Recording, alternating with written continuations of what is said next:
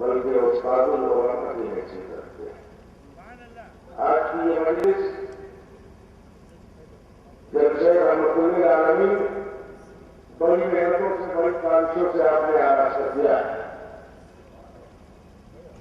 میں دو شعر نظر کر رہا ہوں ان محنتوں پہ کہ ستارے توڑ کے گردوں چلائے جاتے ہیں، ستارے توڑ کے گردوں چلائے جاتے ہیں، لہو سے نقشے تمنا بنائے جاتے ہیں۔ ستارے توڑ کے گردوں چلائے جاتے ہیں، لہو سے نقشے تمنا بنائے جاتے ہیں۔ یہ وطن شوق ہے، اہل وفا کی محفل ہے، یہاں چراغ نہیں دل جلائے جاتے ہیں۔ یہ وطن شوق ہے، اہل وفا کی محفل ہے، یہاں چراغ نہیں دل جلائے جاتے ہیں۔ میں اپنی تمام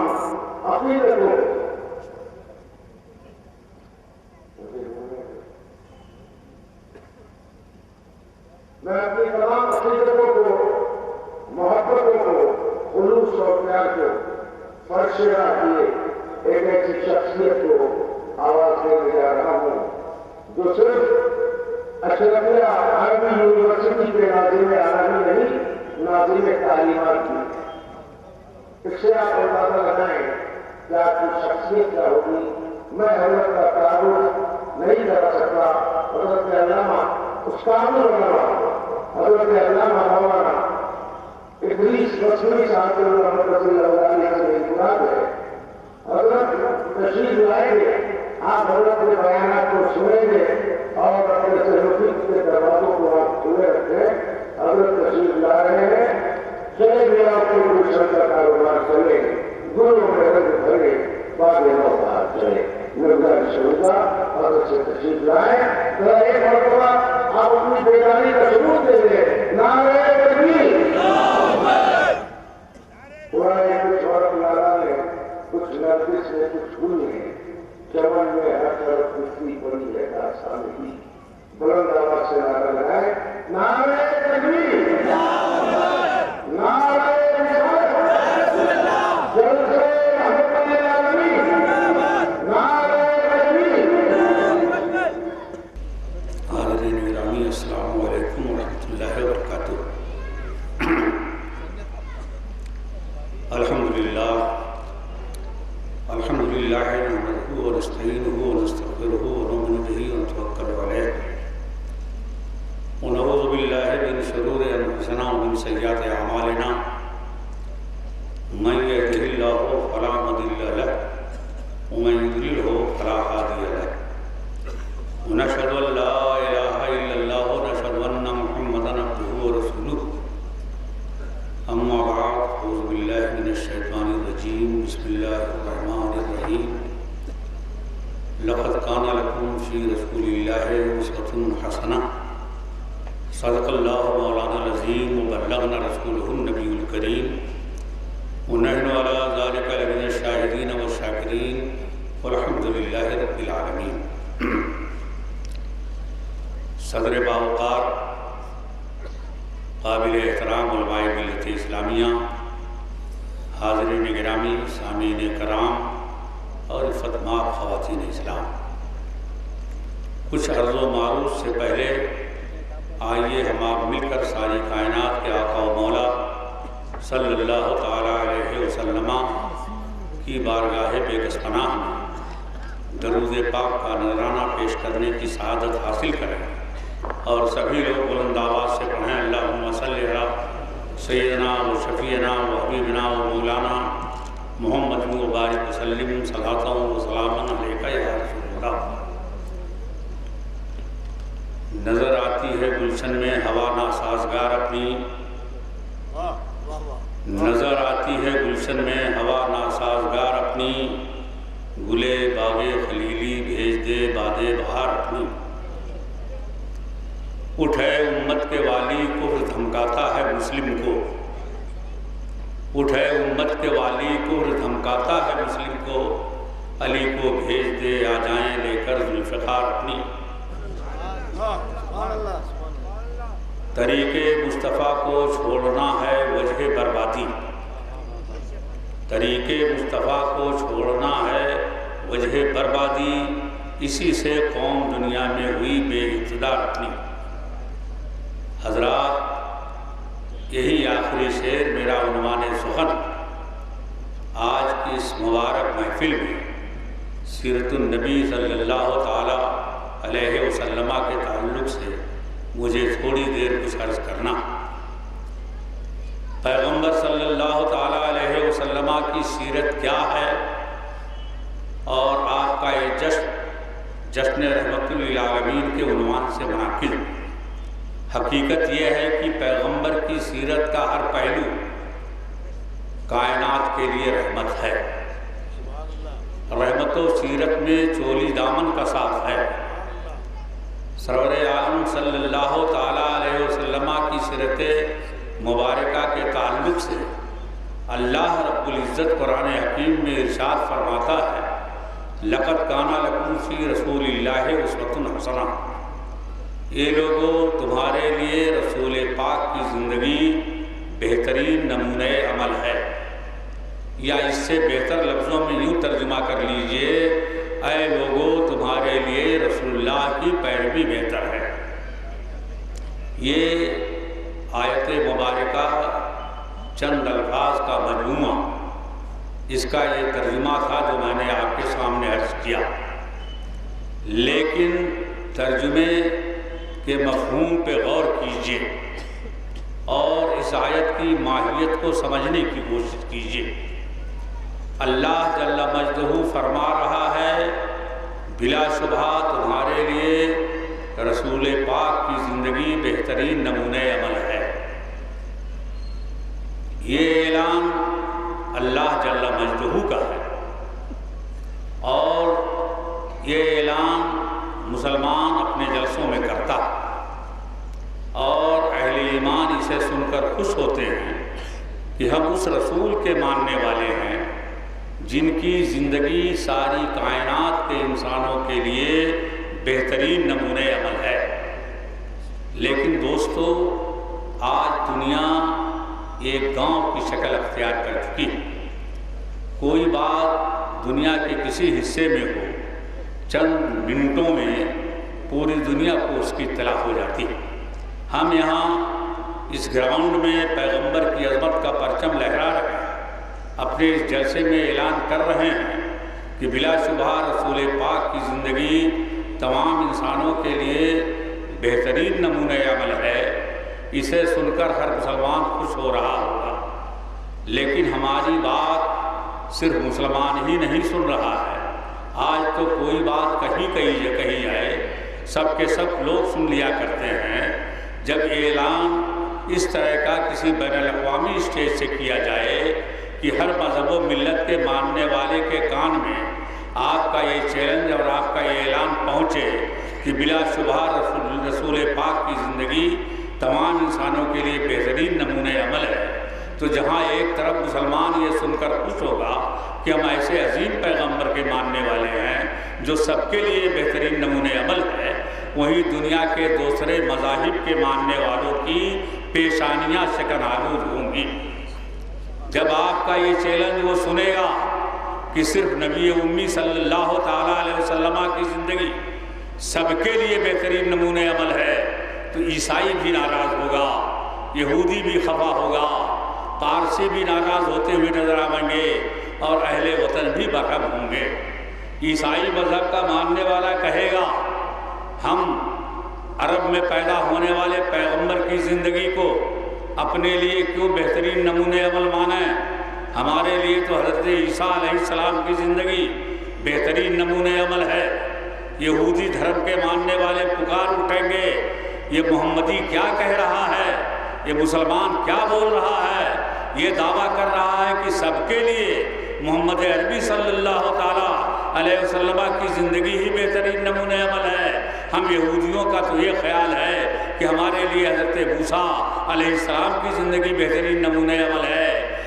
دوسرے مذاہب کے ماننے والے چیخیں گے اور کہیں گے، ہمارے برادران وطن بھی بولیں گے کہ ہم سمندر پار پیدا ہونے والے پیغمبر کی زندگی کو اپنے لیے بہترین نمونۂ عمل کیوں بنائیں؟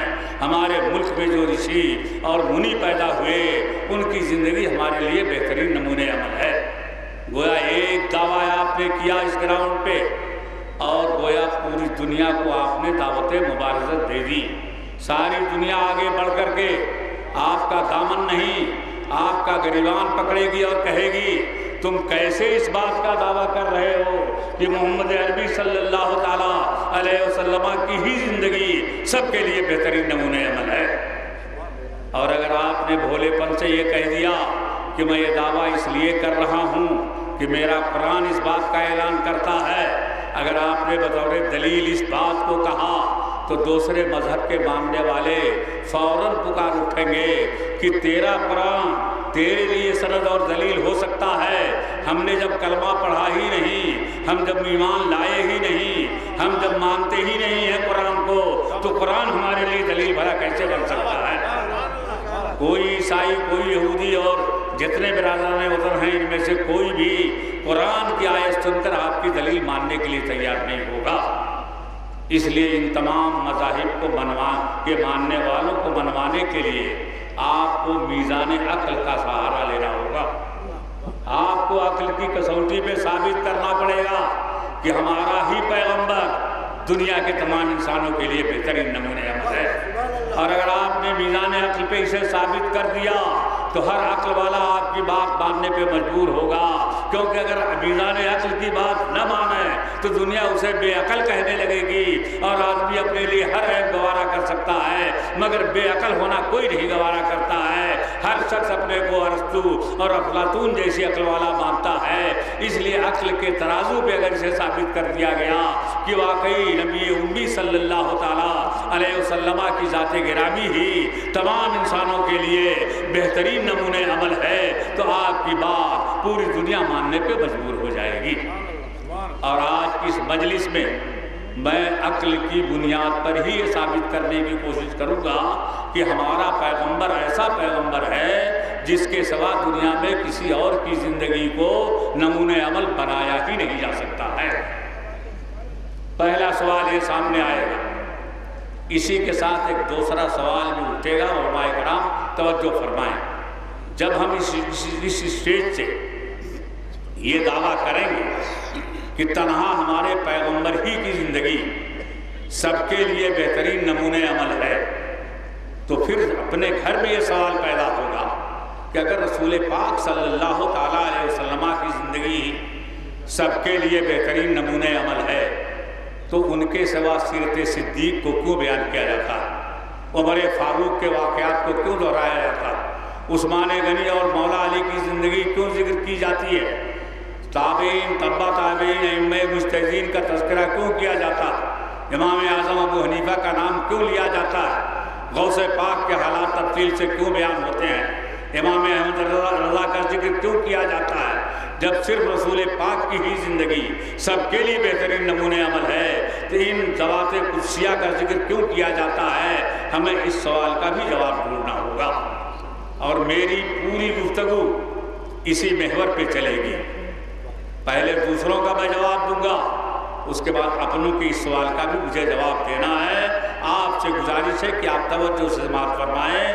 آپ کا یہ جلسہ بڑا اہم ہے اور ایک ایسی شخصیت کی یادگار ہے جن کے کارنامے آب زر سے لکھے جانے کے لائق ہیں.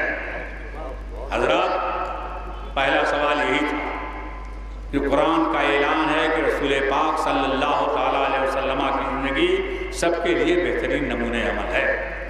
اور یہ تفسیر میں اپنی طرف سے نہیں کرتا، ہمارے تمام اسلاف نے یہی بات کہی ہے. حضرت شیخ سعدی علیہ الرحمہ اپنی مشہور ترین کتاب بوسطہ کے دیباچے میں لکھتے ہیں، مپندار سعدی کی راہ صفا تمام رفت جز برپے مصطفیٰ. یہ سعدی ایسا گمان بھی نہ کرنا کہ تم صفائی کا راستہ، حقیقت کا راستہ، طریقت کا راستہ بغیر مصطفیٰ علیہ تحیط و ثنا کے نشان قدم کو دیکھے ہوئے طے کر سکو گے. اگر تمہیں منزل پہ تک پہنچنا ہے تو نشان قدم مصطفیٰ دیکھ کر کے چلنا ہوگا، اور جو مصطفیٰ علیہ تحیط و ثنا کے نشان قدم کو اپنے لیے مثال راہ بنائے گا وہ منزل تک پہنچ جائے گا، اور جو اس نشان کو چھوڑ کر چلے گا عمر بھر چلتا رہے گا، منزل سے دور ہوتا چلا جائے گا. میں حدیث پاک کا واقعہ بیان کروں؟ خلیفہ دوم سیدنا فاروق اعظم رضی اللہ تعالیٰ عنہ آقا و مولا صلی اللہ تعالیٰ علیہ وسلم کی بارگاہ میں حاضر ہوئے، سلام کیا، ادب سے بیٹھ گئے، پھر نہایت احترام کے ساتھ ایک سوال پیش کیا، یا رسول اللہ، ہم علماء یہود سے حضرت موسیٰ کلیم علیہ السلام کی کچھ باتیں سنتے، بڑے جلیل القدر پیغمبر تھے، اللہ کے رسول، اگر آپ کی اجازت تو حضرت موسیٰ کلیم کی جو باتیں علماء یہود بیان کرتے ہم انہیں لکھ لیا کریں تاکہ آنے والی نسلوں کے لیے بھی کارآمد ہو۔ کتنا سادہ اور سیدھا سوال، لیکن روایت میں آیا ہے کہ پیغمبر صلی اللہ تعالیٰ علیہ وسلم کے روئے پاک کا رنگ بدل گیا۔ سرکار نے فرمایا، عمر، تم علماء یہود سے جناب موسیٰ کلیم کی باتیں سن کر لکھنا چاہتے ہو؟ سنو سنو، لو کانا موسیٰ حیا ما استطاعوا الا اتباعی، اگر آج حضرت موسیٰ اپنی ظاہری حیات کے ساتھ زندہ ہوتے تو انہیں بھی میرا ہی نشان قدم دیکھ کر کے چلنا پڑتا۔ وہ اپنی شریعت نہیں چلا سکتے تھے، اپنا قانون نہیں چلا سکتے تھے، اپنا دستور نہیں چلا سکتے تھے، اس لیے کہ میں اس دنیا میں ناسخ ادیان عالم بن کر کے آیا ہوں۔ اب اگر قانون چلے گا تو مصطفیٰ کا قانون چلے گا، اگر دستور چلے گا تو مصطفیٰ کا دستور چلے گا۔ اب قیامت اگر شریعت چلے گی تو میری شریعت چلے گی، اس لیے کہ سارے ادیان منسوخ کر دیے گئے، اب صرف میرا ہی نشان قدم دیکھ کر کے سب کو چلنا پڑے گا۔ معلوم ہوا کہ پیغمبر ہی کی ذات گرامی وہ ذات ہے جنہیں نمونہ بنایا جا سکتا ہے، لیکن عقل کی کسوٹی پہ آپ اسے پرکھیے۔ مذہبی روایتیں تو میں درجنوں سنا سکتا ہوں، آج کی اس مجلس کے لیے ضروری یہ ہے کہ آپ اتنی بات یہاں سے جان کر کے اٹھیں کہ عقل کی بنیاد پر ہمارے پیغمبر کے سوا دنیا کا کوئی انسان کسی اور کو نمونہ بنا ہی نہیں سکتا ہے، ناممکن ہے کہ نمونہ بنائے۔ اور اسے سمجھنے کے لیے آپ کو نمونے کا فلسفہ سمجھنا ہوگا، یہ جاننا ہوگا کہ کس چیز کو نمونہ بنایا جا سکتا ہے اور کس چیز کو نمونہ نہیں بنایا جا سکتا ہے۔ پہلے اس بات کو سمجھیے، کون سی شخصیت یا کون سی چیز نمونہ بن سکتی ہے اور کون سی چیز نمونہ نہیں بن سکتی۔ تو نمونے کا بنیادی فلسفہ یہ ہے کہ نمونہ وہ چیز بنا کرتی ہے جو حاضر و موجود ہوتی ہے، جو چیز فنا کے گھاٹ اتر جاتی ہے اسے نمونہ بنایا ہی نہیں جا سکتا ہے۔ آپ دیکھ رہے ہیں کہ اسٹیج پہ بہت سارے مقدس لوگ بیٹھے ہوئے ہیں، میں دیکھ رہا ہوں کہ مولانا امان اللہ صاحب بلیابی، ایک بڑی ہلکی پھلکی سفید رنگ کی ٹوپی ان کے سر پہ ہے۔ میرے ذہن میں آیا کہ بوجھل ٹوپی پہننے سے کیا فائدہ ہے؟ کل ہم حیدرآباد کے بازار میں جا کر کلا فروش سے کہیں گے مجھے مولانا امان اللہ صاحب کی ٹوپی کے نمونے کی ایک ٹوپی مجھے بھی دے دو۔ گیا میں دکان پہ، میں نے کہا صاحب مجھے بہت پسند آ گئی ہے مولانا امان اللہ صاحب کی ٹوپی، اسی نمونے کی مجھے ایک ٹوپی دے دیجیے۔ رات میں نے جلسے میں ان کی ٹوپی کو دیکھا، بڑی ہلکی پھلکی پسندیدہ ٹوپی، سب سے ممتاز۔ تو دکاندار کہے گا مولانا امان اللہ صاحب کی ٹوپی کو تم نمونہ بنا رہے ہو تو اس ٹوپی کو لاؤ تو میرے سامنے دکھاؤ تو مجھے، تاکہ اسی نمونے کی ٹوپی میں دے دوں۔ میں نے اگر یہ کہا کہ مولانا امان اللہ صاحب تو ٹوپی پہن کر کلکتہ چلے گئے تو کہے گا مولانا تمہاری عقل بھی کلکتہ چلی گئی ہے، تمہیں معلوم نہیں جو چیز نمونہ بنائی جاتی ہے اسے سامنے حاضر و موجود کیا جاتا ہے، جو چیز نہیں رہتی ہے وہ نمونہ بن نہیں سکتی ہے۔ معلوم ہے کہ نمونہ وہی چیز بنے گی جو حاضر و موجود ہو۔ اور میرا دعویٰ ہے کہ اس کائنات میں میرے رسول کے سوا سب کی زندگیاں مٹ گئی، اگر زندگی باقی ہے تو پیغمبر اعظم صلی اللہ تعالیٰ علیہ وآلہ وسلم کی باقی ہے۔ اگر اس کا اندازہ لگانا ہو تو بخاری پڑھو، مسلم پڑھو، پیغمبر کی ولادت کی گھڑی سے لے کر رحلت کے گھڑی تک ایک ایک ساتھ اور ایک ایک لمحے پر قدرت نے خلود کی مہر لگا دی ہے۔ پیغمبر پیدا ہوئے تو کیسے پیدا ہوئے، پیغمبر پروان چڑھے تو کیسے پروان چڑھے، پیغمبر نے عنوان شباب میں قدم رکھا تو کیسے قدم رکھا، پیغمبر نے نماز پڑھی تو کیسے پڑھی، پیغمبر نے روزہ رکھا تو کیسے رکھا، پیغمبر نے مہمانوں کا استقبال کیا تو کیسے کیا، پیغمبر چلے تو کیسے چلے، پیغمبر نے قیام فرمایا تو کیسے قیام فرمایا، پیغمبر نے نیام فرمایا تو کیسے نیام فرمایا، رحمت عالم صلی اللہ تعالیٰ علیہ وسلم نے خطبہ دیا تو کیسے خطبہ دیا۔ کوئی لمحہ اور کوئی بات اوجھل نہیں ہے، بخاری اور مسلم نے اسے نقل حجر کر دیا ہے۔ پیغمبر کی حیات کا ایک ایک لمحہ ہماری نگاہوں کے سامنے ہے، اس کے برخلاف ہمارے ملک میں جو رشی اور منی پیدا ہوئے ان کی زندگیوں کو گنگا اور جمنا کی لہریں بہا لے گئی ہیں، کچھ نہیں پتہ چلتا ہے، یہاں تک کہ یہ بھی نہیں پتہ چلتا کہ وہ پیدا کہاں ہوئے، ولادت کی جگہ بھی نہیں معلوم ہوتی ہے۔ اگر وہی جگہ معلوم ہو جاتی تو بابری مسجد کا جھگڑا ہی کیوں چلتا؟ جب جگہ ہی نہیں معلوم ہے تو پھر جھگڑا کیوں کر رہے ہو؟ پہلے پیدائش کی جگہ معلوم کرو، تب اس کے بعد لڑنے اور جھگڑنے کے لیے سامنے آنا۔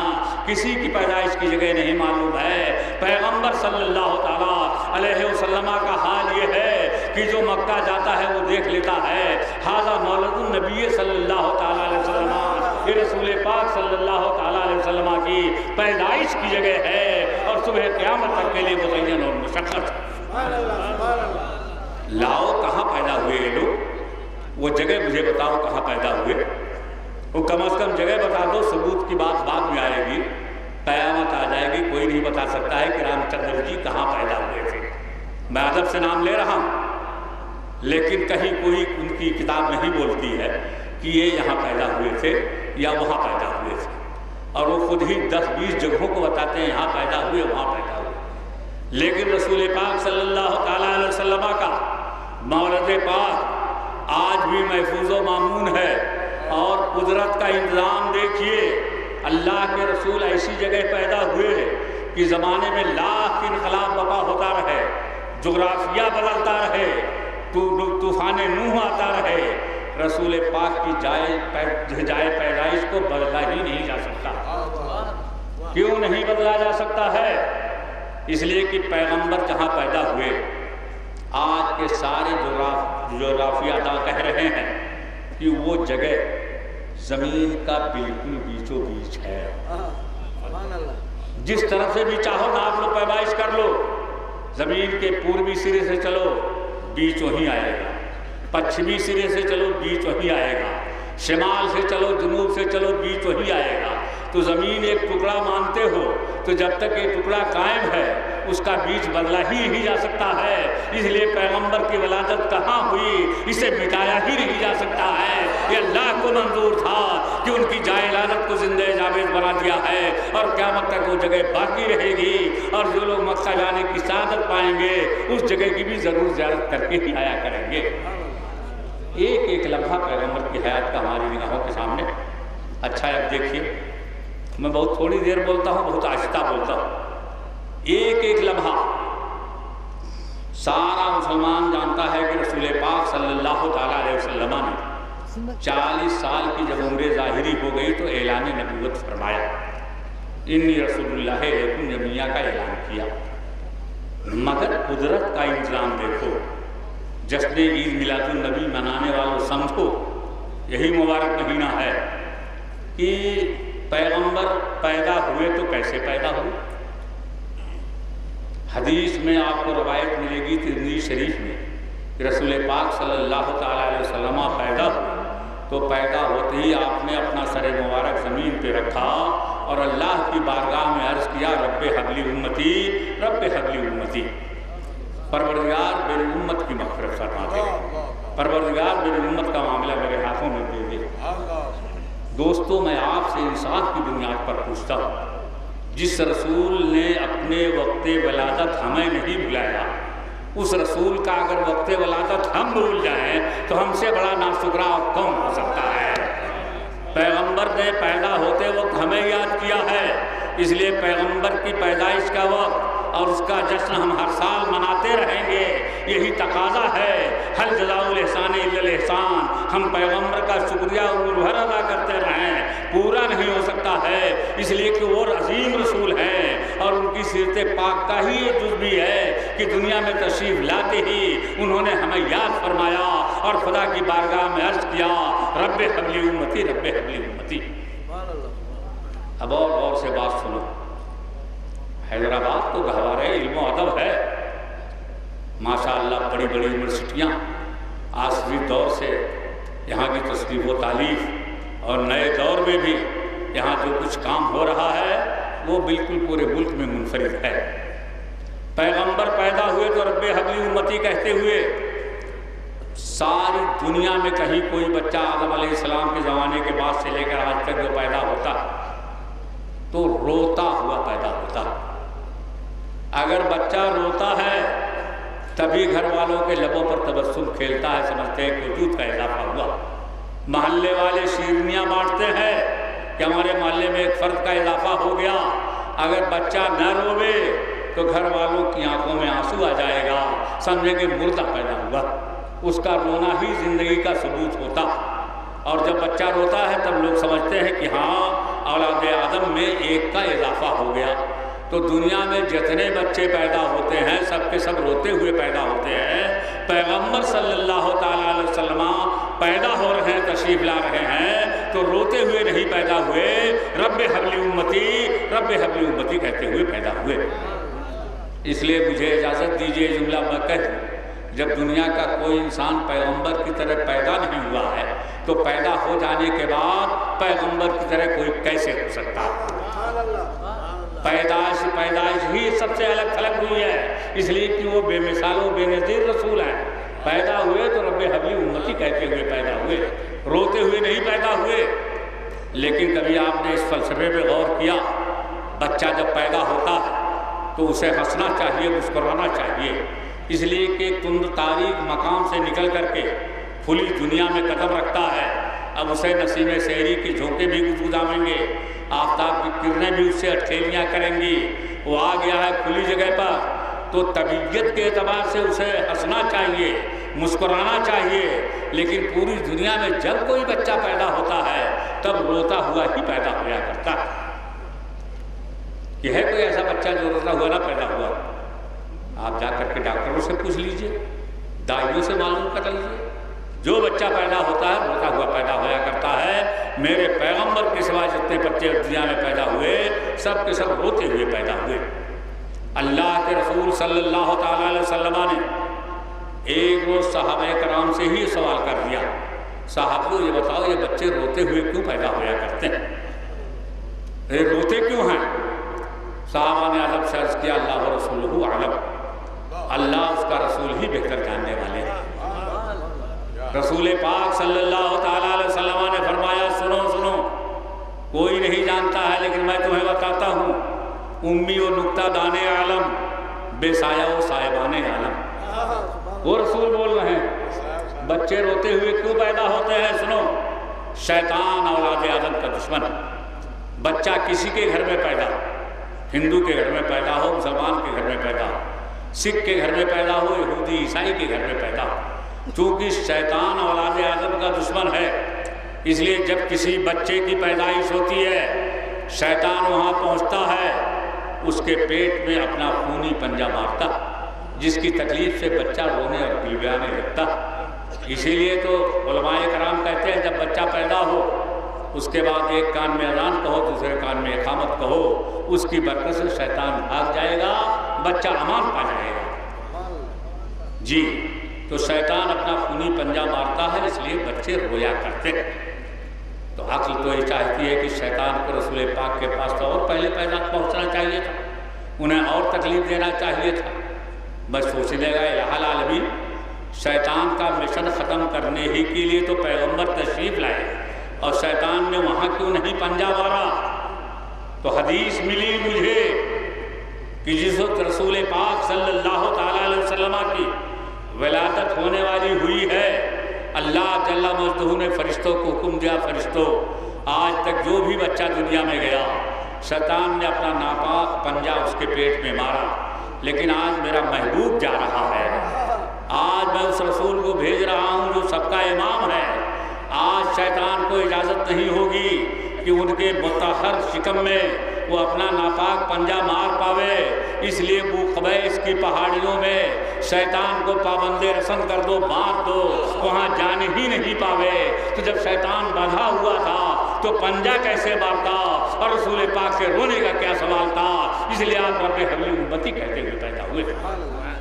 حضرات گرامی، یہ عنوان بڑا طویل، مگر مجھے عرض یہ کرنا کہ رسول پاک رب حبلی امتی کہتے ہوئے پیدا ہوئے، پیغمبر ناک بریدہ ختنہ شدہ پیدا ہوئے، پیغمبر کی ولادت کے وقت خانہ کعبہ کی محرابوں نے جھک کر سلامی دی، ایمان کسریٰ کے 14 گنگورے زمین بوس ہو گئے۔ سن لیا؟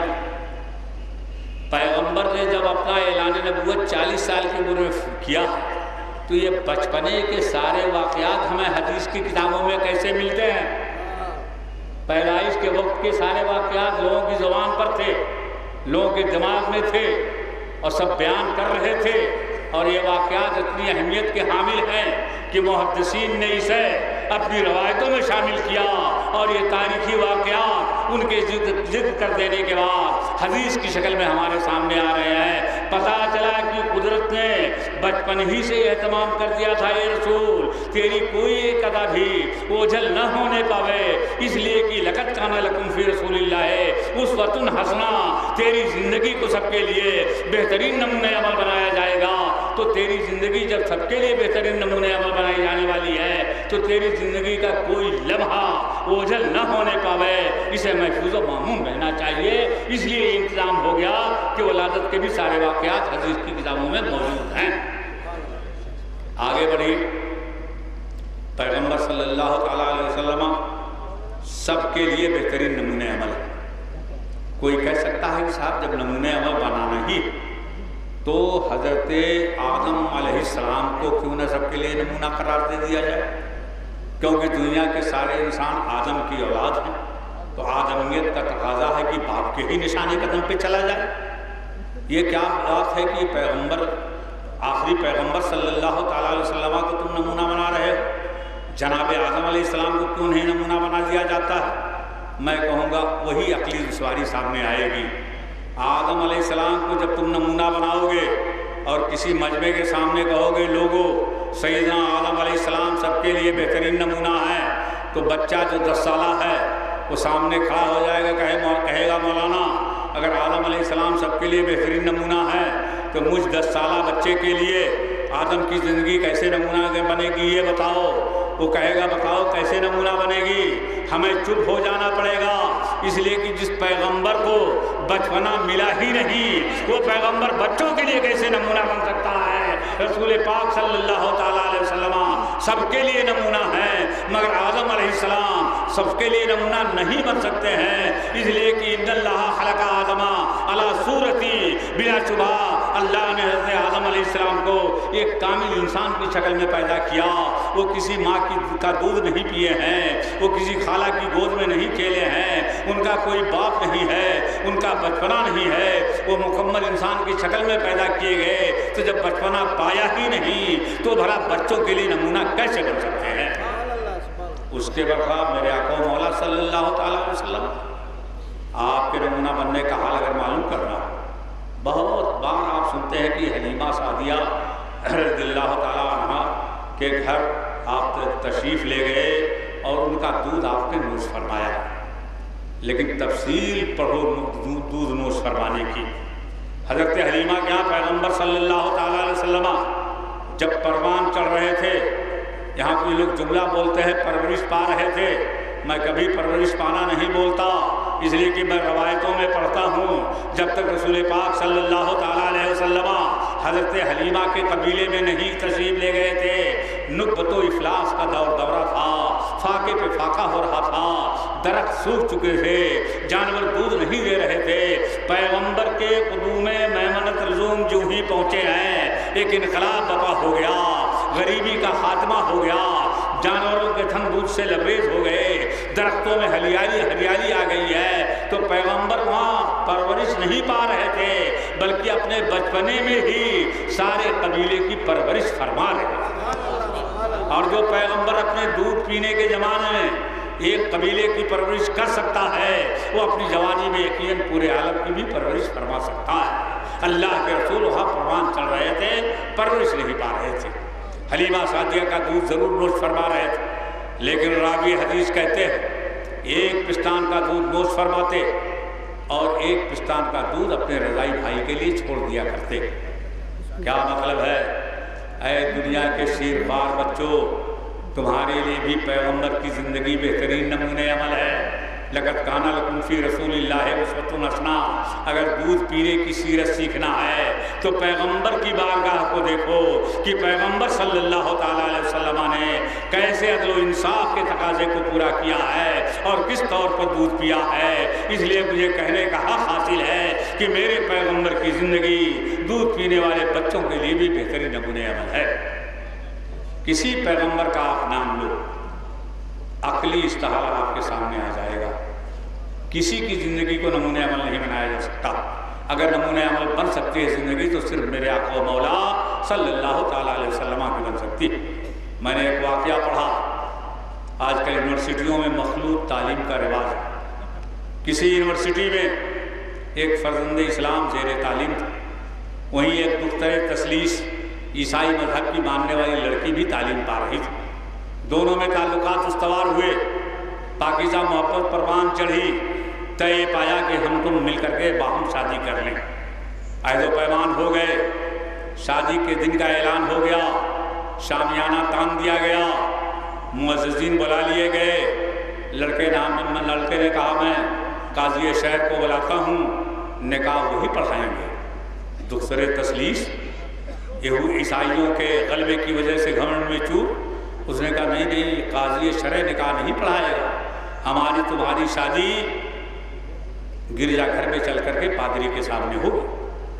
فرزند اسلام نے کہا سنو، میں نے کلمہ طیبہ لا الہ الا اللہ محمد رسول اللہ پڑھا ہے، میں پیغمبر کی سیرت پہ عمل کروں گا اور میرا نکاح ویسے ہی ہوگا جیسا نکاح میرے پیغمبر کا ہوا ہے۔ عیسائی لڑکی نے کہا نہیں، ہماری شادی اسی طور پر ہوگی جو ہمارے مذہب میں ہے، میں حضرت عیسیٰ علیہ السلام کے نشان قدم پہ چلوں گی اور ہمارا تمہارا رشتہ اسی طور پہ استوار ہو سکتا ہے کہ ہم تم گرجا گھر میں چلیں اور پادری کے سامنے نکاح ہو۔ لڑکے نے کہا مجھے سیرت رسول عزیز ہے، وہی میرے لیے نمونۂ عمل ہے۔ لڑکی نے جھونک میں کہا مجھے سیرت عیسیٰ علیہ السلام پیاری ہے، میں ان کی سیرت پہ عمل کروں گا۔ تو لڑکے کی عقل نے فوراً کام کیا، کہا رے ظالم، اگر تو سیرت عیسیٰ علیہ السلام کو اپنانے کی بات کرے گی تو ہماری تمہاری شادی ہی نہیں ہو پائے گی، کیونکہ عیسیٰ علیہ السلام نے دنیا میں کوئی شادی کی ہی نہیں، تو جس پیغمبر نے شادی نہیں کی ہے وہ شادی کے لیے بھلا نمونہ کیسے بن سکتا ہے؟ وہ پیغمبر نمونہ بنے گا جنہوں نے بار بار شادیاں کی ہیں، اور انہی کی سیرت پہ ہمیں عمل کرنا ہوگا، تسلیم کرنا پڑا۔ عیسیٰ علیہ السلام نے کوئی شادی نہیں کی۔ لڑکے نے کہا اگر ان کی سیرت پہ عمل کرنا چاہو گی تو ان کے آسمان سے اترنے کا انتظار کرنا پڑے گا، نہ جانے کتنی صدیاں بیت جائیں گی، تب تک تو ہماری ہڈیاں بھی نہیں بچیں گی۔ اس لیے نکاح کرنے کے لیے پیغمبر صلی اللہ تعالیٰ علیہ وسلم کی سیرت کو ہی اپنانا پڑے گا۔ آپ سمجھتے چلیے، عقلی اعتبار سے ہر جگہ استحالہ ہے۔ نمونہ اگر بنایا جا سکتا ہے تو پیغمبر صلی اللہ تعالیٰ علیہ وآلہ وسلم کی زندگی کو ہی نمونہ بنایا جا سکتا ہے۔ اس لیے تمام مذہب کے ماننے والوں کے ساتھ میں پورے ادب سے مکالمہ کرتا ہوں اور کہتا ہوں کہ آپ لائیے تو اپنے پیشواؤں کی زندگی کو، آدم علیہ السلام سے لے کر عیسیٰ علیہ السلام تک اور دوسرے جتنے بھی رشی اور منی پیدا ہوئے ہیں، سب کی زندگیاں مٹ چکی ہیں۔ گردش لیل و نہار نے سب کو فنا کے گھاٹ اتار دیا ہے۔ اگر زندگی باقی ہے تو نبی امی صلی اللہ تعالیٰ علیہ وسلم کی باقی ہے، ان کے حالات موجود ہیں۔ اس لیے اگر نمونہ بنایا جا سکتا ہے تو نبی آخر الزماں صلی اللہ تعالیٰ علیہ وسلم کی سیرت کو ہی بنایا جا سکتا۔ اب ایک مجموعی استحالہ سنیے۔ دنیا میں 1,24,000 یا 2,24,000 ہزار کم و بیش انبیاء اکرام تشریف لائے. ان میں سے کچھ کے حالات قرآن اور حدیث کے ذریعے ہمیں تھوڑے تھوڑے معلوم ہوئے، لیکن جو حالات ان کے ہمیں معلوم ہوئے وہ مکمل نمونہ بننے کے لیے ناکافی. اور جو معلوم ہوئے اس سے یہ پتہ چلتا کہ جتنے بھی نبی و رسول آئے پوری دنیا کے انسانوں کے لیے ان میں کوئی نمونہ بن ہی نہیں سکتا. حضرت سلیمان علیہ السلام حکمرانوں کے لیے بہترین نمونہ، لیکن کسی گدائے بے روا کے لیے ان کی زندگی میں کوئی نمونہ ہے ہی نہیں. حضرت عیسیٰ علیہ السلام ایک زاہد شب زندہ دار کے لیے بہترین نمونہ ہے، لیکن اسلامی لشکر لے کر چلنے والے سپہ سالار کے لیے ان کی زندگی میں کوئی نمونہ نہیں مل سکتا. اور پیغمبروں کو پڑھتے جاؤ، جزوی نمونہ بنتے ہیں، سب کے لیے نمونہ نہیں بن سکتے ہیں.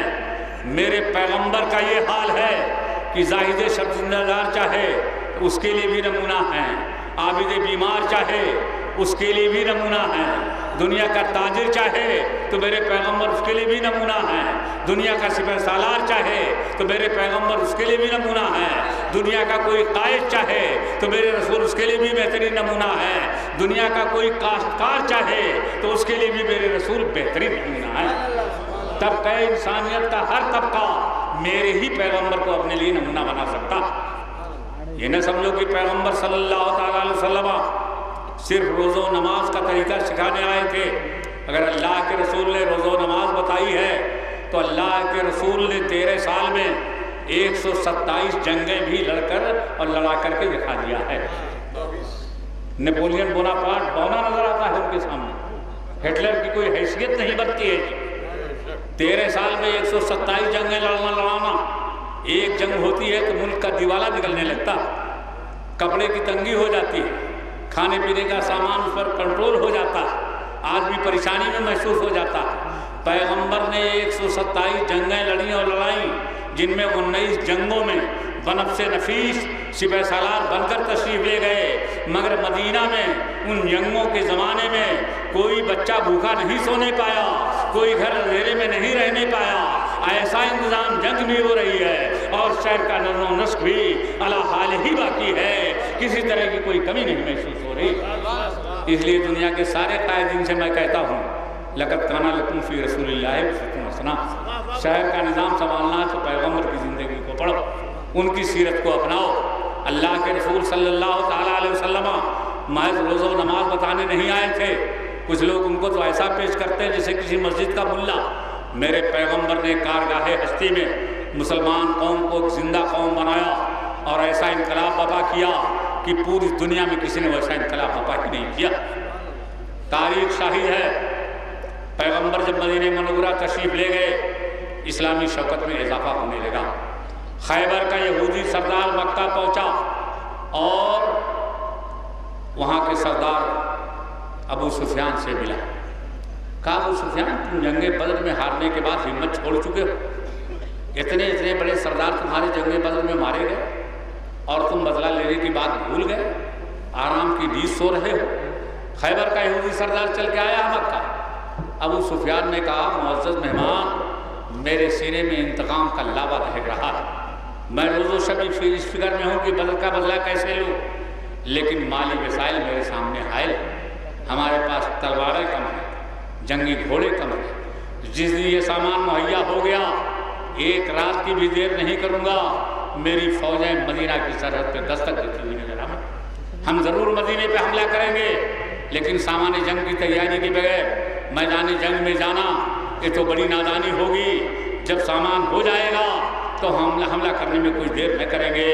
آنے والا مہمان تو کہتا ہے ہم بدلہ لینا بھول گئے. جب سے جنگ بدر ہوئی ہے میں اپنی بیوی کے پاس نہیں گیا، میں نے اپنے سر میں تیل نہیں ڈالا. ہمارے سینے میں جو انتقام کا جذبہ ہے وہ تم یہودیوں میں کہاں پیدا ہو سکتا ہے. ہم ضرور بدلہ لیں گے لیکن تیاری کے بعد ہم حملہ کریں گے. تو یہودی سردار نے کہا ابو سفیان تم پریشان نہ ہو، جوان تمہارے ہوں گے سرمایہ ہمارا ہوگا، اور جب یہ دونوں مل کر کے مدینے پہ حملہ کریں گے تو مدینے کی اینٹ سے اینٹ اٹھ جائے گی. تو ابو سفیان نے کہا پھر تو منظور ہے، لاؤ. اس نے پورا سامان جنگ مہیا کر دیا. 10,000 کا لشکر لے کر مکہ سے ابو سفیان نکلا، اور ایک راوی کہتے ہیں کہ 12,000 کا لشکر لے کر ابو سفیان نے مدینہ منورہ پہ حملہ کیا۔ ہم حدیث ایسے نہیں پڑھتے ہیں کہ جہاں اختلاف نظر آئے تو کہتے یہ ضعیف ہے اسے چھوڑ دیں۔ ارے حدیث تو ضعیف سے ضعیف ہو، تمہاری بات سے تو بہت زیادہ مضبوط ہے، تو ضعیف کہہ کر کے چھوڑنے کا کیا سوال ہے جی؟ دونوں روایتیں میرے سامنے آئیں، ابو سفیان 10,000 کا لشکر لے کر کے مدینے کی طرف چلا، دوسرے راوی کہتے ہیں کہ 12,000 کا لشکر لے کر حملہ کیا۔ فکر کیا میں نے، دونوں راوی سچے ہیں، میں نے کہا دونوں روایتیں سچی۔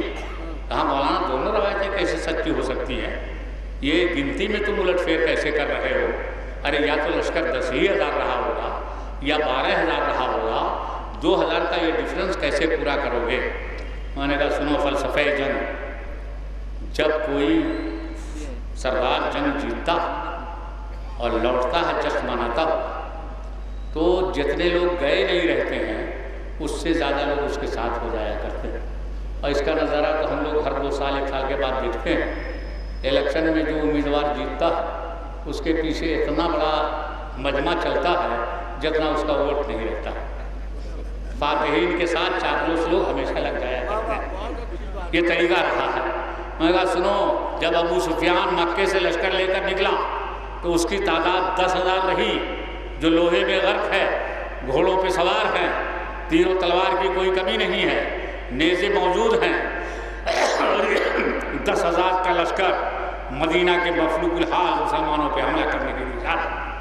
جب یہ لشکر چلا تو بیچ کے لالچی انسانوں نے راستے کے دیکھا کہ یہ تو ضرور جیتے گا، بھلا مدینہ کے مسلمان کیا مقابلہ کر سکیں گے، تو کہا ہم بھی شامل ہو جائیں، ہم بھی لوٹ کا مال پانے میں شامل ہو جائیں گے، تو بیچ سے 2,000 لوگ اور شامل ہو گئے۔ جس راوی نے لشکر کو مکہ سے نکلتے دیکھا انہوں نے 10,000 کہا، اور جس راوی نے مدینہ پہ حملہ کرتے ہوئے دیکھا انہوں نے 12,000 کہا۔ روایتیں دونوں صحیح ہیں اور حدیثیں دونوں صحیح ہیں، نہ اس میں کسی کو ضعیف کہا جائے گا اور نہ کسی کو کمزور کہا جائے گا۔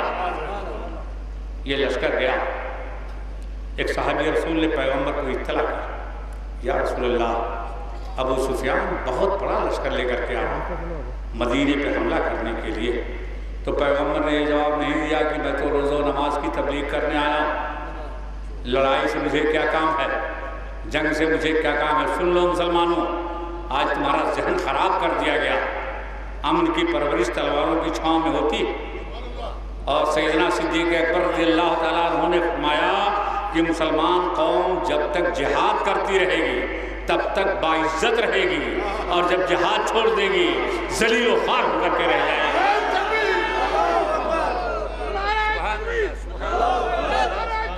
پوری دنیا میں جہاد کا دروازہ بند ہے تو پوری دنیا میں تم ذلیل و خوار ہو رہے ہو، اس لیے کہ صدیق اکبر کا فرمایا جو راست بازی کا معیار صداقت کا مینار ہے انہوں نے کہا۔ تو پیغمبر صلی اللہ تعالیٰ علیہ وسلم نے یہ نہیں کہا کہ مجھے اس سے کیا کام، کہا مدینے میں منادی کرو، میرے جانشینوں کو بلاؤ۔ منادی ہو گئی، شمع رسالت کے پروانوں چلو، تمہارا نصیبہ جاگا ہے، رسول اللہ نے اپنی بارگاہ میں بلایا۔ راوی حدیث کہتے ہیں ایک ایک کر کے صحابہ آتے گئے، بیٹھتے گئے، 3,000 تک ان کی تعداد پہنچی۔ لیکن بیٹھنے کا کیا انداز تھا؟ آج ہماری مجلسوں کا کیا انداز ہے؟ شہر کا کوئی بڑا تاجر آ گیا، آپ معزز جگہ بیٹھے، رکشہ چلانے والا ہے تو جوتا نکالنے کی جگہ پر بھی بیچارہ نہیں بیٹھنے پاتا۔ پیغمبر کی بارگاہ میں نے یہ دیکھا، اگر ایک طرف صدیق اکبر اور مولا علی بیٹھے ہوئے ہیں تو دوسری جانب سلمان فارسی اور صہیب رومی بھی بیٹھے ہوئے ہیں۔ امیر غریب کا کوئی فرق نہیں ہے، کسی طرح کا کوئی امتیاز نہیں ہے، سارا مجمع ایک فرش پہ ہے۔ البتہ جو پروانہ پہلے آیا ہے اسے شمع کے قریب جگہ مل گئی ہے، اور جو بعد میں آیا اسے دور بیٹھنا پڑا ہے، مگر کسی کو اٹھا کے نہیں بٹھایا جاتا۔ اللہ کے رسول صلی اللہ تعالیٰ علیہ وسلم نے فرمایا، خطبہ دیا، ابو سفیان ایک لشکر لے کر کے آ رہا ہے مدینے پہ حملہ کرنے کے لیے، بولو تم لوگوں کی کیا رائے ہے، کیا کیا جائے؟ یہ ہے سیرت رسول، جو ساری باتوں کے جاننے والے تھے، وہ کہہ رہے بولو تمہارا کیا مشورہ ہے، کیا کہتے ہو؟ آج کا قائد قوم پہ کچھ بیتے کوئی مشورہ نہیں، وہ اپنے گھر سے اعلان کر دے گا یہ کرنا ہے۔ قوم سے پہلے مشورہ کرو تب تمہارا اعلان معتبر ہو سکتا ہے، اور اگر بغیر مشورے کے تم نے کوئی اعلان کیا تو تمہارا اعلان ٹھوکر پہ مار دیا جائے گا۔ اس لیے کہ مشورہ کرنا یہ میرے پیغمبر کی سیرت ہے، اور طریقے مصطفیٰ کو چھوڑنا ہے وجہ بربادی۔ اسی سے قوم دنیا میں حلم اقتدار رکھتی ہے۔ کون پیغمبر سے بڑا ہو سکتا ہے؟ جب اللہ کے رسول مشورہ فرما رہے ہیں تو تم کتنے بڑے قائد اور کتنے بڑے مولانا ہو گئے ہو کہ بغیر مشورے کے اعلان کر دیتے ہو؟ یہ اعلان نہیں مانا جا سکتا۔ اور مسلمانوں، حیدرآباد کے مسلمانوں، یاد رکھنا وہی بات ماننا جو مسلم قوم سے مشورے کے بعد کوئی قائد اعلان کرے۔ اپنی طبیعت سے اعلان کرتا ہے تو اپنے گھر میں اعلان کیا کرے، اس کا وہ اعلان تمہارے تو میری تجویز یہ ہے کہ مدینہ کے گرد ایک گہری خندق کھود دی جائے، دشمن کے گھوڑے اور ان کے غلام شہر میں نہیں رہتے تاکہ رسیں گے اور خندق ہمارا دفاع کرے گی، پھر اگر وہ ذکر کرتے ہیں تو خندق لے جائے گا۔ سمجھائیں بچہ؟ پیغمبر صلی اللہ علیہ وسلم کو سلمان فارسی کی رائے پسند آ گئی اور فرمایا اسی پہ عمل کیا جائے گا۔ آج تو اگر کسی مجلس میں کسی بڑے آدمی کی رائے ہو جائے تو کل کو بات نہیں ہو جائے۔ میری بات یہاں کس کی بات کٹ رہی ہے؟ صدیق اکبر کی رائے رکھ گئی، فاروق اعظم کی رائے رکھ گئی، عثمان غنی کا مشورہ نہیں مانا گیا، داماد رسول مولائے کائنات حضرت علی کرم اللہ وجہ الکریم کی بات نہیں مانی گئی، غریب الدیار صحابی جو ایران سے چل کر کے آیا ہے اور جو پہلے غلام تھا اب آزاد سبھوں میں بیٹھا ہے، اس کے مشورے کو پیغمبر صلی اللہ تعالیٰ علیہ وسلم نے قبول کر لیا تو ساری قوم نے اسے قبول کر لیا۔ خندق کھودی جائے گی۔ ہمارے جزاک اللہ کو خندق کھودنے کے لیے ارے دنیا سیکھے پیغمبر کی بارگاہ سے۔ یہ نہیں کہا کہ جاؤ تم لوگ خندق کھودو، پیغمبر جانتے تھے کہ اس میں کاہل لوگ آرام کریں گے، محنتی لوگ پھنس جائیں گے۔ پیغمبر اپنی جگہ سے اٹھے، مقام خندق پہ پہنچے، 10 گز زمین ناپی، وہاں کا گز ایک ہی ہاتھ کا ہوتا، 10 صحابہ کی ڈیوٹی لگائی تھی، پھر 10 گز زمین ناپی، دوسرے 10 صحابہ کی گروہ کو مقرر کیا، 10 گز زمین ناپتے گئے، 10 صحابہ کی ڈیوٹی لگاتے گئے۔ اور یہ نہیں جو پڑھے بے پڑھے لکھے ہیں وہ خندق کھودیں، جو پڑھے لکھے ہیں وہ اللہ کی ضرب لگائیں۔ ایسا نہیں، یہ نہیں کہ غریب صحابی خندق کھودیں اور رئیس التجار حضرت عثمان اپنے گھر جائیں، سب کے سب لگا دیے گئے ڈیوٹی پر۔ 3000 صحابہ خندق کھودنے کے کام پہ رسول پاک صلی اللہ تعالیٰ علیہ وسلم نے ان کو لگایا، 10 گز زمین ناپ کر کے دیتے گئے۔ اور قدرت کا انتظام دیکھو، ادھر صحابہ کی تعداد ختم ہوئی، ادھر زمین کا رقبہ بھی پورا ہو گیا، نہ 1 انچ زمین گھٹی ہے اور نہ 1 انچ زمین بڑھی ہے۔ میرا عقیدہ ہے اگر زمین بڑھتی تو اللہ فرشتوں سے اس کی تنابع کھجوا دیتا، اور اگر گھٹتی تو بڑھوا دیتا کہ رسول کی تقسیم میں کوئی فرق نہ آنے پاوے اور کوئی کسر نہ پڑنے پاوے۔ اس لیے پوری زمین 3000 صحابہ پہ بانٹ دی گئی اور اس طرح خندق کھودنے کی ڈیوٹی لگا دی گئی۔ اب 3000 صحابہ خندق کھود رہے ہیں۔ میں نے کہا ذرا حدیث میں پڑھو، خندق خاموشی سے تو نہیں کھودتے رہے ہوں، وہ کوئی حیدرآباد کا جلسہ تھوڑی ہے کہ ایک بھی نعرہ نہ لگے، وہ ضرور کچھ نہ کچھ کرتے رہے ہوں گے۔ اب جو حدیث پڑھا تو مجھے ملا کہ صحابہ فاوڑا چلا رہے ہیں اور نعت رسول مل کر کے پڑھ رہے ہیں۔ سبحان اللہ، سبحان اللہ۔ ایک ضرب پہ نعت رسول پڑھی جا رہی تھی، اب خندق کھودی جا رہی ہے۔ کیسی بابر کا خندق، صحابہ کھود رہے ہیں، زمین کا سینہ گہرا ہو رہا، فاوڑے چل رہے ہیں، لیکن بیچ میں ایک ایسی مضبوط چٹان آ گئی کہ 3000 صحابہ کے 6000 بازو شل ہو گئے۔ وہ چٹان ٹوٹنے کا نام نہیں لے رہی، اور اگر وہ چٹان باقی رہتی تو اس میں کوئی گھوڑے اسی سے شہر میں نہیں آتا۔ اب صحابہ کرام پیغمبر کی بات آنے والے، یا رسول اللہ ہم تو محنت کر رہے ہیں مگر ایک بڑی سنگی چٹان سامنے آ گئی. ہم سب کے بعد اچھل ہو گئے. وہ ٹوٹنے کا نام نہیں ہے. تو پیغمبر نے یہ نہیں فرمایا کہ میں پتھر توڑنے کی تھوڑی دنیا میں آیا ہوں. اٹھے اپنے مقام سے. آج میں پاوڑا لیا. آج دنیا میں پاوڑا چلانے والے میں بہت سارے لیڈر پیدا ہو گئے. خاص طور سے لال بکری والے بغیر ان کے ہاتھ پاوڑے کی لذت سے ناچنا. اگر پاوڑا میں نے کسی کے ہاتھ میں دیکھا تو نبی عظیم صلی اللہ علیہ وسلم کی سے احمد ملی. اور میں کہتا ہوں پیغمبر نے اپنے ہاتھ میں پاوڑا لے کر پاوڑا چلانے والے کے مرتبے کو سونے کا سجدہ بنتا کر دیا ہے. اور کسی پاوڑا چلانے والے کو کوئی دلیل نہیں سمجھ سکتا ہے. اس لیے ساری کائنات کے آقا مولا صلی اللہ علیہ وسلم نے اپنے بچے اپنے پاوڑا لیا ہے اور اسے لے کر کے مقام پہ پہنچے. چٹان کے پاس پہنچے. بسم اللہ شریف پڑھا. رامی کہتے ہیں پہلا پاوڑا جو مارا تو آدمی چٹان سرمے کی طرح بارش ہو گیا. آدمی چٹان سرمے کی طرح بارش ہو کر کے باہر آ گئی. اللہ کے رسول نے فرمایا الحمدللہ ہم نے ایران کر دیا. چٹان یہاں ٹوٹ رہی ہے بشارت ایران کی طرح کوئی دوسرا پاوڑا پیغمبر نے مارا تو بقیہ چٹان بھی ٹوٹے ہو کر کے باہر آ گئی. سرکار نے فرمایا الحمدللہ ہم نے خوب فتح کر دیا. چٹان یہاں ٹوٹ رہی ہے. روم و ایران کی فتح کی بشارت دی جا رہی ہے. پوری چٹان نکال کر کے باہر کر دیا رسول گرامی صلی اللہ علیہ وسلم نے. میں کہتا ہوں جو خاص یہ سمجھ کر کے ہاتھ میں پاوڑا لے گا کہ میں پیغمبر کے پاوڑا چلانے کی سیرت پہ عمل کر رہا ہوں.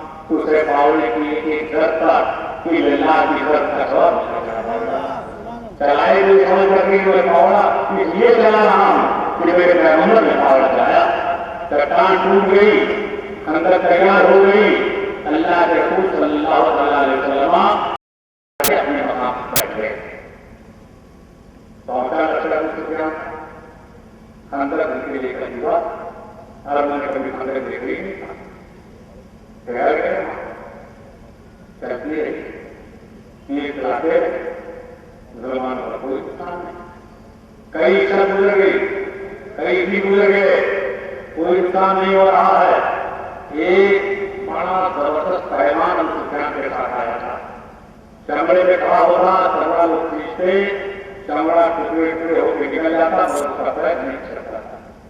بہت ساری جنگوں میں ہوئے کہ میں وہاں پڑا تھا. اس ظالم نے اپنے گھوڑے سے لڑائی کو اندر کے ساتھ اور جب وہ شہر مدینہ میں داخل ہوئے تو رسول پاک صلی اللہ علیہ وسلم نے فرمایا کون ہے جو اس کے مقابلے میں جاوے. پورا مجمع اپنی گھر کا خاموش. کوئی نہیں بولا. مولا کائنات اس پہ کھڑے ہو گئے. یا رسول اللہ میں اس کے مقابلے آنا چاہتا ہوں.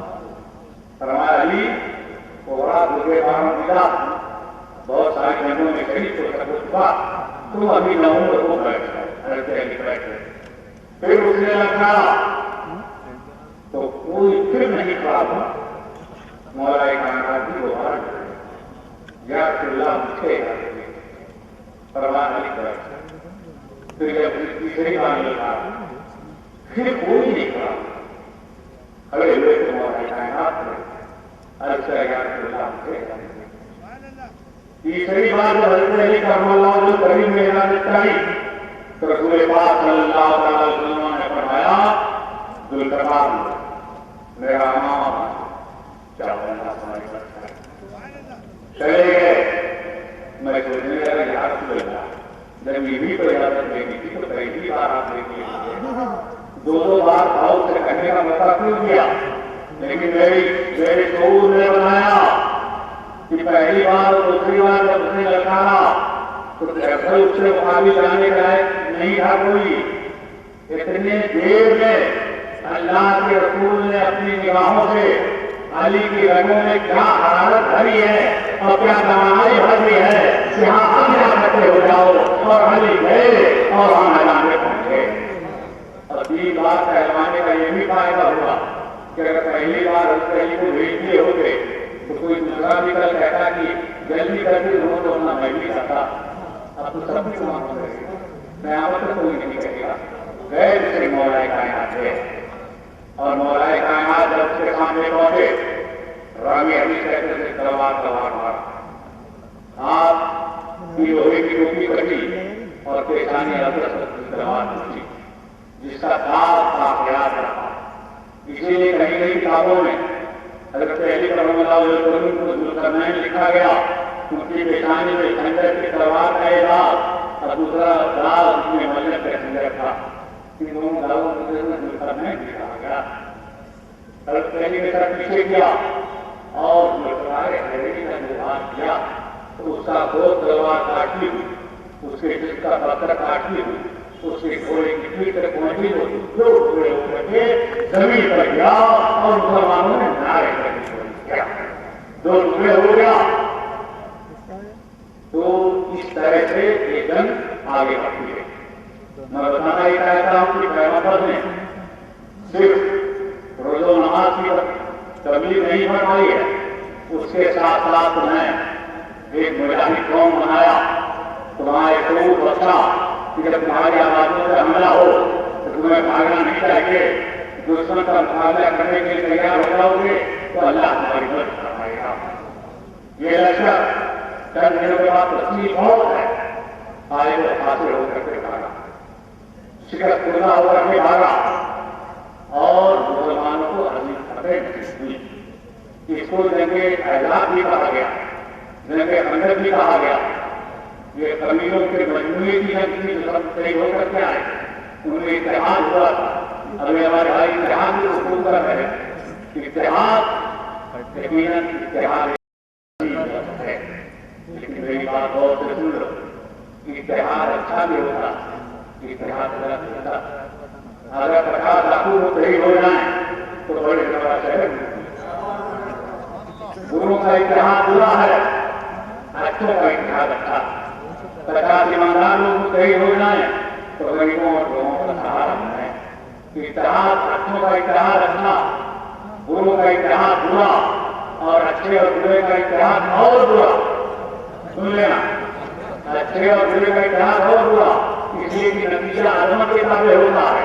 یہ گلاس ناپاک پانی ہے, یہ گھڑا پاک پانی ہے, دونوں کو اگر آپ نے ملایا تو پورا گھڑا بھی ناپاک ہو جائے گا. اس لیے اچھوں کا اتحاد ہوگا, نہ بروں کا اتحاد ہونا چاہیے, نہ اچھے اور برے کا اتحاد چاہیے. اتحاد سے بچا ہوتا ہے. اس لیے ہمیشہ یہ نہ کہا جائے کہ اتحاد بہت اچھی چیز ہے. کچھ لوگ وہاں گھومتے رہتے اتحاد بہت اچھی چیز ہے. میں ان کو یہی فلسفہ سمجھاتا ہوں, اچھوں کا اتحاد اچھا ہے, بروں کا اتحاد برا ہے, اچھے اور برے کا اتحاد اور برا ہے. اس لیے سارے اچھوں کو میں اتحاد کی دعوت دیتا ہوں, تم متحد رہو, کامیابی تمہارا خرچ نہیں رہے گی. رات جنگ خندق ہوتی جا رہی, سارے کام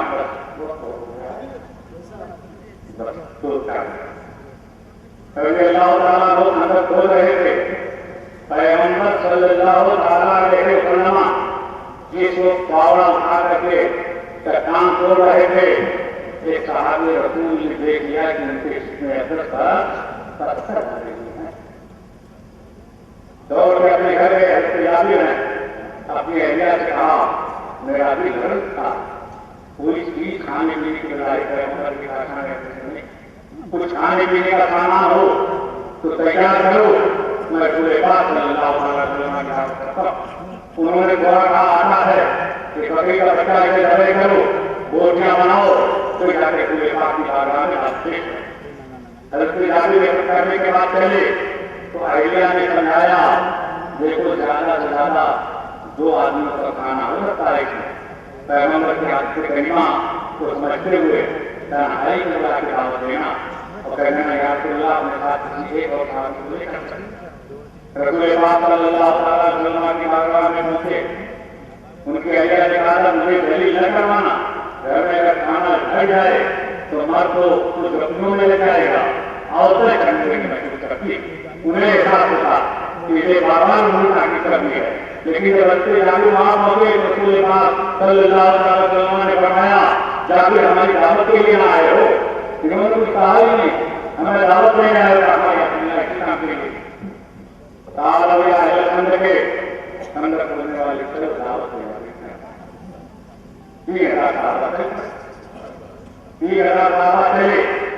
جب اس کا مقام قریب آیا تو مقام پہ جاؤ، ہمیں آواز دو تو ہم آتے ہیں، کیا سیرت کوئی ہے کسی کے مقام میں بہتر میں چلے جائے، نہ جانے عورتیں کیسے بیٹھیں، نہ جانے گھر کا کیا حال، اور کچھ لوگ کچھ ہوتے ہیں چاہتا ہے نا مولانا کو پہلے جماعت پڑھنے کے بعد تبلیغ کرنے آئے، پیغمبر کی سیرت یاد ہے۔ رسول پاک صلی اللہ علیہ وسلم نے حضرت جابر کو پہلے دیکھا اور جب انہوں نے آواز دی ہے تب ہمارے تشریف لے گئے ہیں، ادھر جابر کی اہلیہ ختم ہو رہی ہیں، انہیں مجھے دلیل کرا دیا کہ سارا لشکر آ رہا ہے، 2 آدمی کے کھانے کا انتظام ہے، کیا ہوگا؟ تمہارے سنو تو صحیح، میں نے دعوت دی ہی کہاں، ایسا واقعہ ہوا، پیغمبر نے سب کو بلا دیا ہے، تو دیکھ اہلیہ کے ساتھ تو کوئی فکر کی بات نہیں ہے، ہم نے پیغمبر کی دعوت کی ہے، ان کے کھانے کا انتظام کیا ہے، سارے صحابہ کو پیغمبر نے بلایا ہے، سب کے کھانے کا انتظام پیغمبر نے پیغمبر ان کے گھر پہ پہنچے، آٹا کھانا یا رسول اللہ ایک گاؤں کا رکھا لوگ جہاں ڈالا گھر کھولنا بس آگے نکال کے روٹیاں بناتے رہو اور پڑوس کے عورتوں کو بلانا۔ حضرت جابر کہتے ہیں یقین ہو گیا کہ آج کھائے واٹر کا کھانا مل جائے گا، گوشت کی ہانی کا نہیں ہے، ڈھکا ہٹاؤ، اس میں بھی بہت ڈھک ڈال کے ڈھکا دو، پورا وقت ہونا نکال کے دیتے رہو۔ 10 صحابہ پہلے پاک نے بتایا خوب فکر کے ہوتے انہوں نے کھایا، ارے اگر کسی کی عادت طرف کھانے کی رہی ہوگی تو بھی خوب کھایا ہوگا، اس لیے کہ ہر آدمی جان رہا ہے اس میں جوابی ذہن مصطفیٰ پڑا ہوا ہے، اس سے بہتر کھانا کون ہو سکتا ہے، اس لیے جو یہ روٹی کھا رہا ہوگا اس نے ضرور کو روٹی کھانی ہوگی۔ کھاتے رہے، 10 صحابہ کھائے گئے، اندر کو نہیں، پھر 10 نے کھایا، پھر 10 نے کھایا، جب ساری قوم کھا چکی تو رسول پاک نے اپنا رسول اندر کھانے کی طرف بڑھایا۔ ایک آئے بھی ملے، غور کرو، قائد کا کام ہے کہ پہلے قوم کو کھلائے تب کوئی دوسرے کی طرف ہاتھ آئے، قوم بھوکی مرتی ہے کوئی لقمہ ادھر کھاتے رہو، یہ میرے رسول کی سیرت نہیں ہے۔ پیغمبر صلی اللہ علیہ وسلم نے جب کھانا تناول فرما لیا تو کہا ہے محلے میں کھانا تقسیم کیا جائے، تو پورے محلے میں کھانا بٹ رہا ہے۔ یہ پہلا لنگر ہے جو رسول پاک کی حیات میں بانٹا گیا ہے، جس کو ہماری جماعت اکثر بانٹنی ہے، ٹھیک ہے؟ تو میرے بھائی یہ ہے میرے رسول کی سیرت۔ پیغمبر صلی اللہ علیہ وسلم پیٹ میں پتھر باندھے تھے، اس واقعے کو کچھ لوگ ضرور دہراتے۔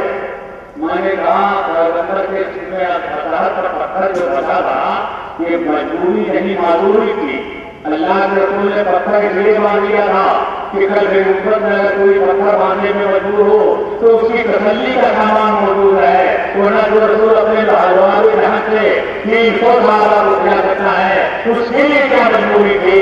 پیغمبر مجبور نہیں معذور تھے اور کیا بتا کے لیے مسئلے بولتی تھی، اسے قرآن حکیم بیان فرماتا ہے لقد کان لکم فی رسول اللہ اسوۃ حسنہ، تمہارے لیے رسول پاک کی زندگی بہترین نمونہ ہے۔ اور دوسرا سوال کہ پیغمبر کے علاوہ ہم صدیق اکبر سے لے کر دور جدید تک سارے اقامی کو کیوں مانتے ہیں؟ تو محض اس لیے مانتے ہیں کہ یہ لوگ پیغمبر کا نمونہ آئینہ، اگر کوئی بڑے جواب دیے پیغمبر کی سیرت و سنت کے خلاف بولے تو اس سے ہم جواب کیجئیں گے، اس لیے مانتے ہیں لہٰذا دونوں اعتراض کا جواب ہو گیا۔ اس طرح رسول پاک کی زندگی بہترین نمونہ ہے اور اصحاب امت کا ذکر اس لیے کیا جاتا ہے کہ وہ اسی نمونے کو ہمیں دکھاتے اور بتاتے ہیں، یہی بتاتے ہیں کہ سنت کیا ہے، سیرت کیا ہے۔ امام اعظم بتاتے ہیں، حضرت امام بخاری بتاتے ہیں، حضرت امام مسلم بتاتے ہیں، ہم اسی آئینے میں رسول کے روح پاک کو دیکھتے ہیں اور اس پر عمل کرتے ہوئے نظر آتے ہیں۔ اللہ رب العزت ہر مومن کو پیغمبر صلی اللہ علیہ وسلم کی سیرت پہ عمل کرنے کی توفیق عطا فرمائے۔ وآخر دعوانا ان الحمد للہ رب العالمین۔